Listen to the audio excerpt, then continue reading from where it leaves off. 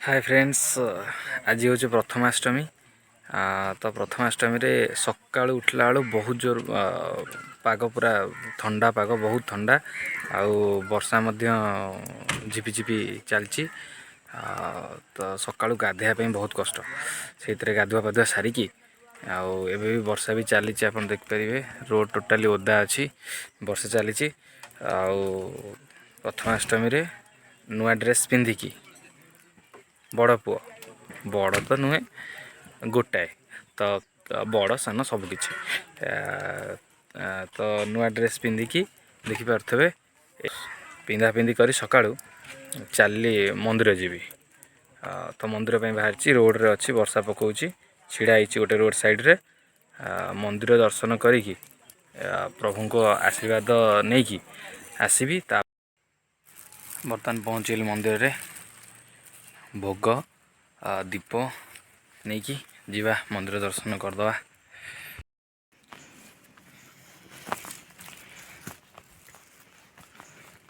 एटा मंदिर शिव मंदिर।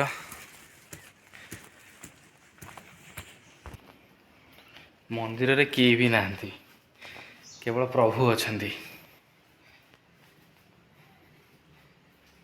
देखिपे कौन सी लोकंकर एठी देखा नहीं। मंगलवार अच्छी तो से कहीं नाहंती। प्रभु को दर्शन करी पादुक पाई भोग नहीं हेनी, भोग करने कहीं नाहंती।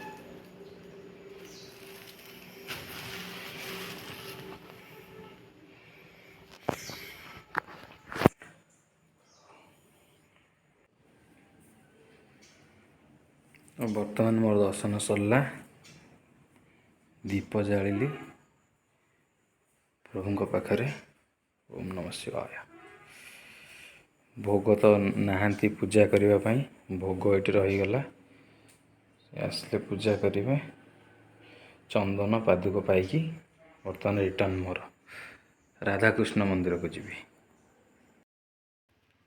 तो फ्रेंड्स, लाइफ रे आमे समस्ते शांति खोजी था। काम करुच्ची कि बहुत व्यस्त रोची, लाइफ को एंजॉय करि पारनी।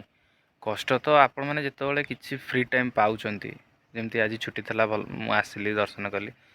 आपण मैंने सेमती कौन सी मंदिर हो, कौन सी जगह एकांत जगह बसिकी आपण को मन को मानसिक चापरू मुक्ति पाई परिबे, शांति पाई परिबे। सेटा माने बेले कह जाए एकाटिया रहिले मानसिक शांति मिलेनि। एकाटिया घर भितर रहिले भल मंद कले मानसिक शांति मिलबनी। कि आपण मैंने एमती प्लेस को आसतु, बसनु, बिलीव करंतु एठी आप बसवे एतिकी शांति भल मंद आप सेटा एंजॉय करि परिबे। पूरा शांत परिवेश, कौन सी प्रकार डिस्टर्बेंस रो शब्द नहीं, भल मंद नहीं।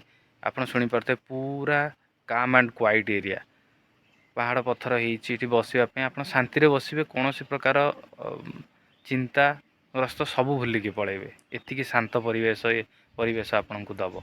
गछ वृक्ष खाली, मंदिर, कौन सी प्रकार शब्द नहीं, किसी ना कहीं नहांती।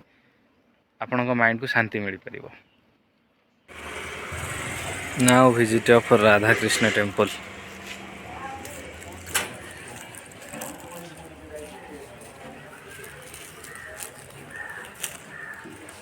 राधे कृष्ण, राधे कृष्ण।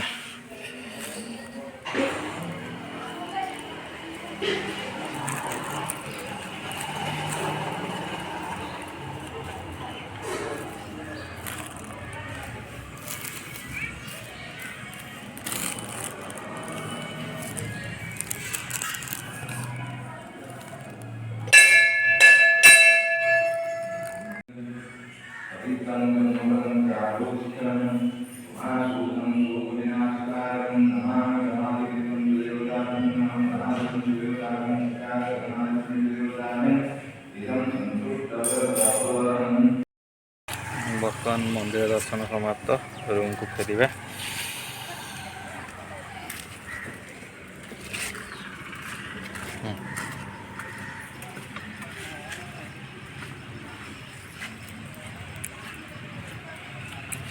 गाई ये छाड़ुनी आज अनईची खाई बोलुची, किंतु तले पड़ी देखते कदली ସେ ଏ କଦଳୀ ଆଖିରେ ହିଁ ଖାଇବନି, ଯେଉଁଟା ତଳେ ପଡ଼ିଛି। ଭୋଗ ହବା କଦଳୀ ସେ ଖାଇଲା। ଜୟ ଶ୍ରୀରାମ। ବ୍ୟବସ୍ଥା କ'ଣ କରିବି ମାନେ କ'ଣ ଖାଇବା ପାଇଁ ଗୋଟେ କରିଥାନ୍ତି, ତିଆରି କରିଥାନ୍ତି ଗୋଟେ ରୁମ୍ରେ, ଘରେ ଅଛି ବୋଲି। ବଟ୍ ମୋ ଓନର୍ ମାଉସୀ ଯିଏ, ସେ କହିଲେ ନାଇଁ ତମେ ଆଜି ଘରେ ଅଛ, ଖାଇବାକୁ ଦେବି ଖାଇବ। ତ ମୋ ପାଇଁ ଅଲରେଡ଼ି ଖାଇବାକୁ ସେ ଆଣି ଦେଇ ଗଲେଣି। ଦେଖନ୍ତୁ ଯେତିକି ଦେଇଛନ୍ତି, ମୁଁ ଭାବୁଛି ଆଜି ତ ଭାତ ଆଉ ଖାଇବିନି। ସେତିକି ଖାଇଥିଲା, ଭାତ ଖାଇବନି। ଦେଖନ୍ତୁ ଦେଖେଇ ଦେଉଛି, ଉପମା ଅଛି, ସିମେଇ ପଡ଼ିକି ହେଇଛି, ସୁଜି, ତାପରେ ଏଇଟା ସନ୍ତୁଳା ଗୋଟେ ଆଉ ତରକାରୀ ଗୋଟେ। ଗରମ ଗରମ ସହିତ ବାସ୍ନା। ମୁଁ ଖାଉଛି। ଆଜିର ବ୍ଲଗିଂ ଏତିକି। କ'ଣ କହିଲେ, ଖାଇବେ ଆପଣ? ଠିକ୍ ଅଛି, ମୁଁ ଆପଣଙ୍କ ପାଇଁ ଏଇଠି ଖାଇଦେଉଛି।